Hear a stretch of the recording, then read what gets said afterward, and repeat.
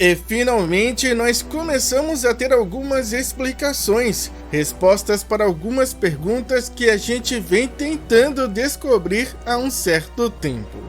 Mas ainda assim, parece que continua tudo muito confuso ainda. Afinal, o que está acontecendo com Britânia? Qual é o preço a se pagar para construir ou manter Camelot? Arthur está ou não nerfado? Vamos, neste vídeo, destrinchar o último capítulo para, enfim, tentar entender tudo isso.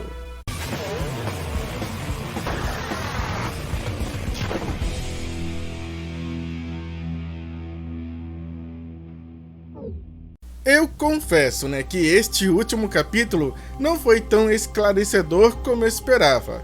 Infelizmente, ele foi bem superficial ao explicar o motivo da última frase dita pelo Meliodas.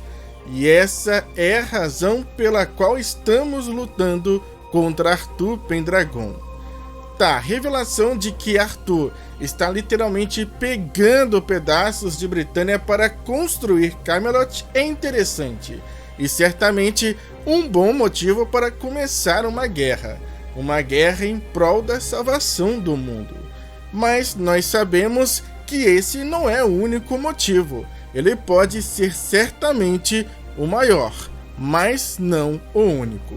Mas um detalhe que me chama a atenção é que quando Arthur reencontrou Meliodas pela primeira vez, desde que ele tomou um caminho oposto, a primeira coisa que ele disse foi que a única forma que ele encontrou de trazer a verdadeira paz seria de erradicar todas as outras raças.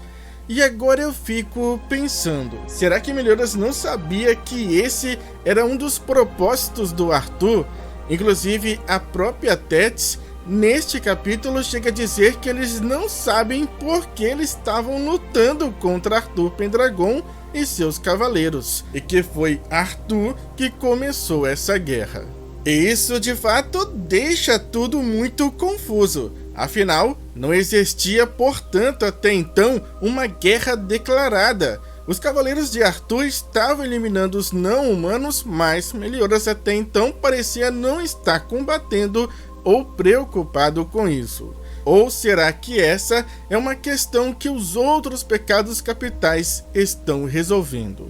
Então isso é algo que precisa ser explicado, principalmente com mais clareza. Mas de toda forma, nós descobrimos que os aspectos negativos das ações de Arthur não se limitam apenas a eliminar os não-humanos.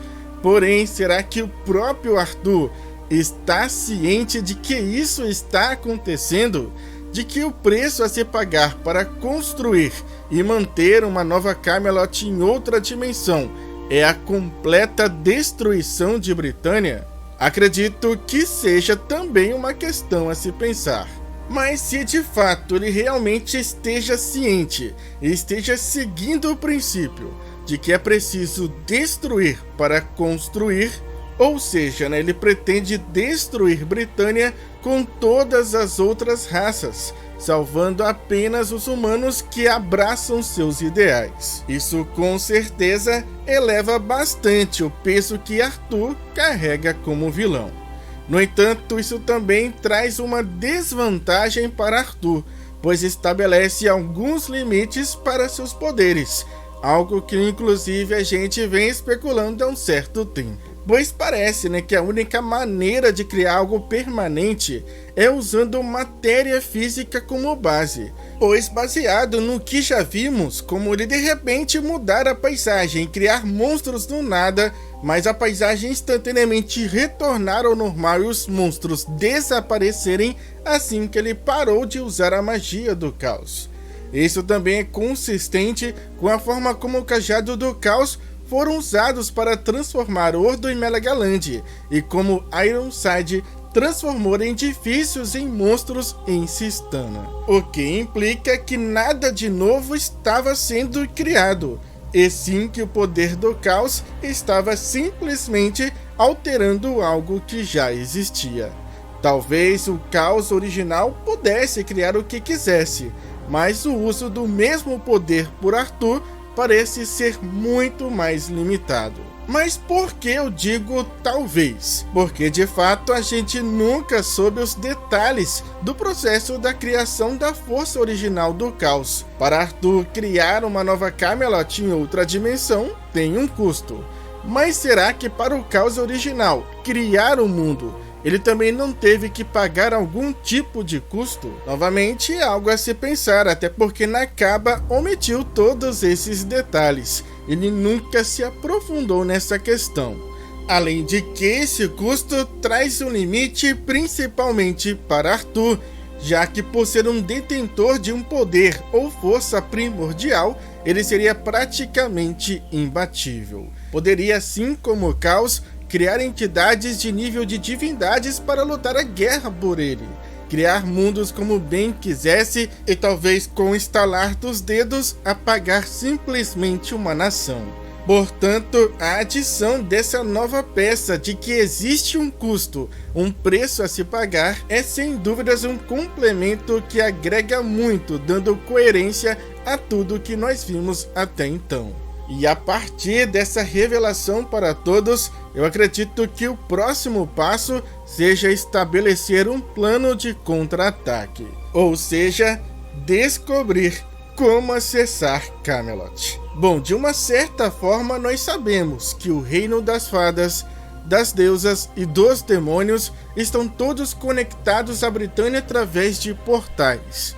Mas Camelot é mais como um purgatório, pois não há uma entrada fixa para ele. Os cavaleiros de Arthur aparentemente podem se teletransportar para dentro e para fora, mas Jericó conseguiu matar o prisioneiro que poderia ter revelado como tudo isso funciona. Portanto, será que Liones terá que capturar outro cavaleiro? Seria essa a próxima missão deles? Ou será que antes eles precisariam treinar, despertar sua verdadeira força para superar seus próprios conflitos? Porém, aparentemente pode existir um grande problema. Será que haveria tempo para isso? Já que Britânia parece não ter muito tempo. Então eu volto a repetir. Se houver um arco de treinamento, a melhor opção seria a dimensão onde Lancelot ficou preso e saiu de lá extremamente poderoso. Pois acredito que para Lancelot ficar tão forte em apenas 3 anos, é bem provável que neste lugar um dia de treinamento seja o equivalente a 10 ou mais anos se eles estivessem treinando em condições normais. Pois eu acredito que lá dentro eles iriam enfrentar simplesmente seus maiores medos. Mas o que vocês acham? Qual será o próximo passo? E por falar em despertar seus poderes, resolver seus próprios conflitos, a gente pôde ver que durante essa primeira fase da história, tanto Donnie quanto Nassins tiveram um grande desenvolvimento tanto pessoal em relação à história deles, como também em relação à força, ao despertar dos seus verdadeiros poderes. Porém, a Anne basicamente não teve nada disso. Ela não teve nada do seu passado revelado e nem evoluiu ou despertou nenhum novo poder. Inclusive, foi por este motivo até que ela inicialmente rejeitou o título de Cavaleiro Sagrado. A capacidade de dizer quando alguém está mentindo é até legal, mas a leitura do coração do clã das fadas e a invasão de mente do Gaunther podem alcançar o mesmo resultado na maioria das situações.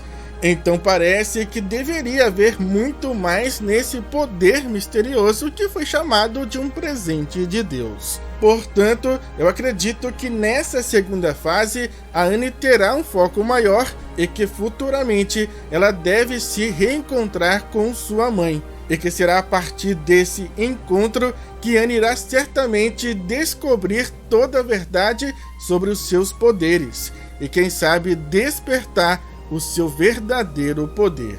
Então por isso eu acredito que o Nakaba não tenha dado o destaque que ela merece, pois provavelmente ele esteja guardando para este momento. Mas agora eu quero saber a opinião de vocês.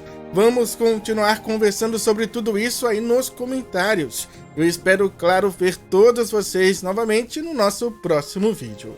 Muito obrigado, falou, fui, é nóis!